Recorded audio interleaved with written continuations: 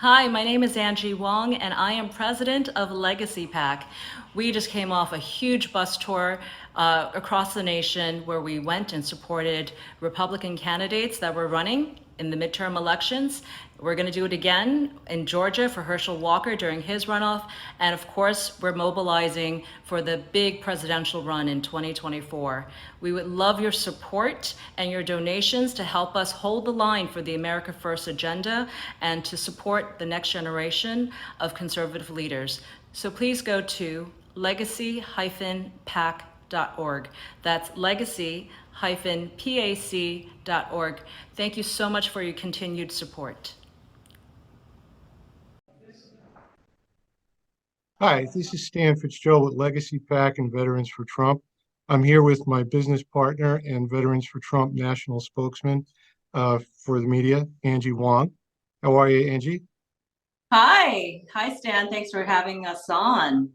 And we have the pleasure of having Joe Kent, who was recently announced for 2024 congressional run. Last cycle, Joe was endorsed by our organization and more importantly, President Trump. I'm going to turn it over to Angie Wong at this point. Hey, I'm Joe. sorry, Hi. I didn't say your word, Joe. Hi, Joe. Hey, Hi. Hey, you announced your candidacy to run for Washington Congressional District 3 last week, the second week of January for 2024. What took you so long? exactly. Well, had that long holiday weekend, so yeah, we figured we'd get an early start and just really start getting after it. It's a big challenge to take down an incumbent. I did that last time actually against a Republican who voted for Trump's impeachment, and this time we're going after a Democrat. So we're going to need a long runway to do the fundraising that we need to do. So yeah, we figured, hey, what the heck? Let's just start right now. Yeah. Hey, I knew your fundraisers, and I know we were all watching your race. We knew we're like, he's going to get in. You were out by 5,000 votes. That's all it took. Was there anything that we could have done differently last round during the midterms to get you that extra 5 to 6,000 votes to get you over the finish line? Actually, it was about 2,600 votes. We were less than 1% away. Yeah, Oh, so less than ballot one people, they percent had it away. wrong. Okay. Yeah. So less than 1% away. Really, it's kind of hard to assess. It's sort of a death by a thousand cuts thing. I had a ton of money spent against me, about 14 million total dark money. I didn't take any corporate PAC money. Everything I had was grassroots. So unfortunately, at the end of the primary, because it was so bloody, I was kind of out of resources. And the Democrats were smart. They kind of watched the Republicans have this brawl, and then they came in and they consolidated around one candidate. Another big issue that we had, and I think this wasn't just unique to Washington State. I think this was all throughout the country. Is look, we had a lot of Republicans out there who just didn't vote. They didn't participate. We've identified 80,000 voters in Washington State who cast a Republican ballot in 2020, but who just didn't show up and vote in 2022. Which is, I think, for those of us who are really involved in politics, it's hard to believe because 22 was just such a critical year. But unfortunately, I think maybe we got a little bit complacent thinking it was going to be a wave, and we didn't as aggressively here in Washington State. I'm going to say ballot harvesting because ballot harvesting in Washington State is legal. We didn't really go out there and get our people to the polls as much as we should have. Oh my. Well, let me ask you, since the election, right? What is the state of Oregon right now? How has anything changed? Has it gotten better, worse? What's going on over there? Well, where I'm at, Washington State's gotten worse because we unfortunately we have a Democrat in charge right now. Kind of across the board, there's only a handful of Republicans. So yeah, it's still things are still very bad. The economy's still really hurting people. This out of control inflation. I mean, my opponent, the woman who's now sitting there in Congress, she just voted to preserve the 87,000 IRS agents that Biden's going to use to target small business owners. Crime's out of control. We're essentially a border town because Washington State and Oregon, just to our south, they're both sanctuary cities, sanctuary states. And so the illegal immigration and the amount of just crime we have in the district, absolutely out of control. So things continue, unfortunately, to get worse. Well, let me ask you, going into 24, like, what do you think the campaign messaging is going to be, both for your race and nationally? I mean, what do you think the issues are going to be going in?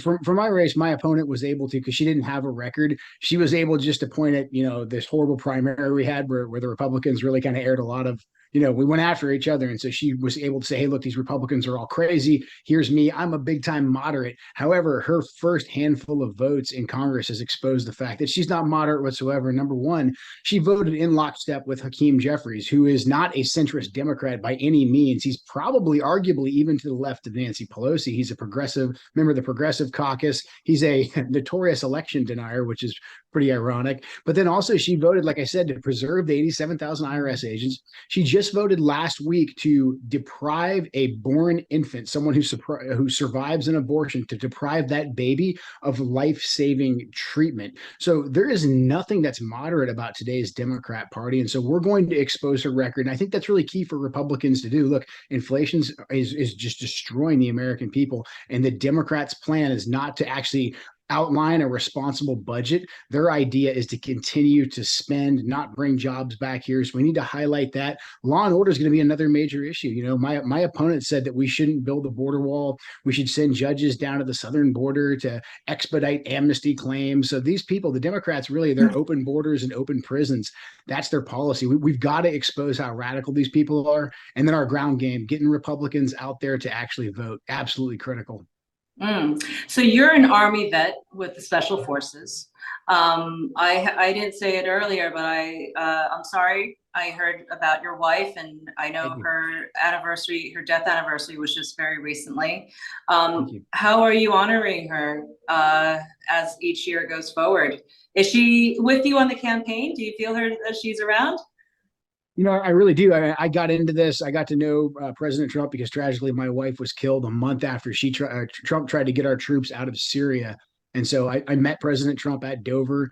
He was gracious enough and compassionate enough as a commander in chief to come out there and meet with the families of the fallen. And I told him, I said, hey, Mr. President, you're the first president in my lifetime, and I've been fighting these wars since they began, that is actually trying to get us out. But you're being thwarted. This was really when I got to see the administrative state, the deep state, whatever you want to call it, really work against a duly elected president. And I told him that. And that's kind of how Trump and I developed a relationship. And so really, my late wife, Shannon, she's why I got into this in the first place. She always encouraged me when I got out of the military. She said, hey, you're into politics. This is something that you should start speaking out about with your experience in the military.